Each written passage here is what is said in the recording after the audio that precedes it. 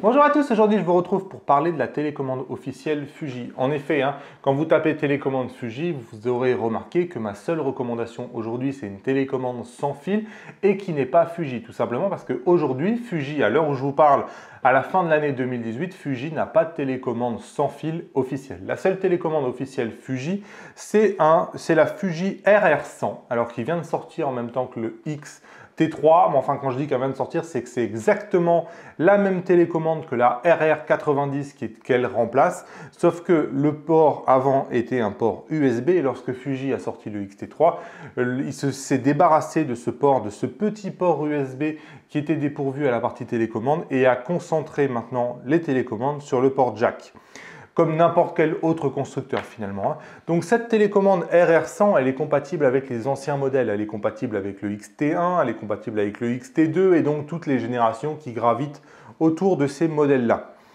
Elle se branche, comme je viens de le dire, en jack. Quand vous avez dans la boîte, vous avez soit une prise directe comme ça, jack, soit une prise coudée en jack, selon que vous soyez dans une cage ou pas. Et en termes de fonctionnalité, elle ne peut pas être plus simple, cette télécommande. Elle a un seul et unique bouton. Donc ici, il a deux positions, tel un obturateur. Position à mi-course pour faire la mise au point, position appuyée totalement pour prendre la photo.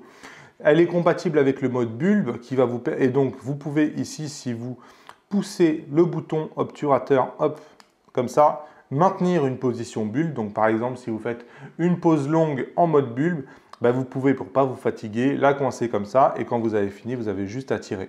C'est la seule et unique fonction de cette télécommande. Donc ici, exit des modes timer, exit des modes retardateur. Tout ça, c'est le boîtier qui devra s'en charger. Ici, en définitive, on a juste un obturateur déporté qu'on peut coincer si vraiment on est feignant et qu'on ne veut pas laisser appuyer très longtemps. En termes de construction, ça sent le made in, voilà, il y a marqué made in Japan, mais ça sent pas, ça respire pas la grande qualité quand même. Donc, j'ai pas forcément le recul pour dire si elle vieillit bien ou elle vieillit pas bien, mais enfin, ça sent pas la grande qualité. Malgré tout, je pense que Fuji devrait faire comme moi. Tous mes anciens boîtiers, avant j'avais des Nikon, avaient des récepteurs intégrés dans le boîtier et du coup, on pouvait acheter une télécommande sans fil et on n'avait pas besoin de mettre un récepteur en plus comme sur le Fuji. Le récepteur s'appairait automatiquement avec le boîtier, c'était bien pratique. Pour l'instant, Fuji n'utilise toujours pas ce genre de technologie-là et donc il faut être obligatoirement passé par un fil ou par une télécommande sans fil mais avec un récepteur à mettre sur la prise flash. Voilà ce que j'avais à vous dire sur les télécommandes.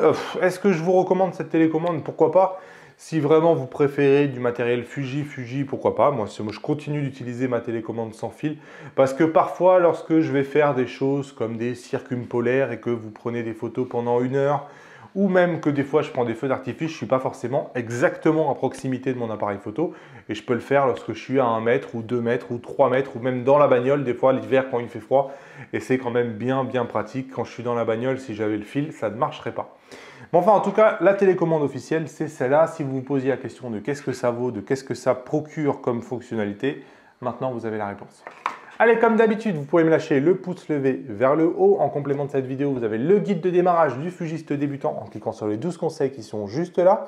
Dites-moi en commentaire, est-ce que vous avez cette télécommande? Est-ce que vous en êtes content? Est-ce qu'elle a duré longtemps si vous l'avez? Est-ce qu'elle vieillit bien finalement? Quelle télécommande vous utilisez vous si vous n'utilisez pas ça? Dites-nous tout ça en commentaire. Allez, à bientôt sur la chaîne. Salut!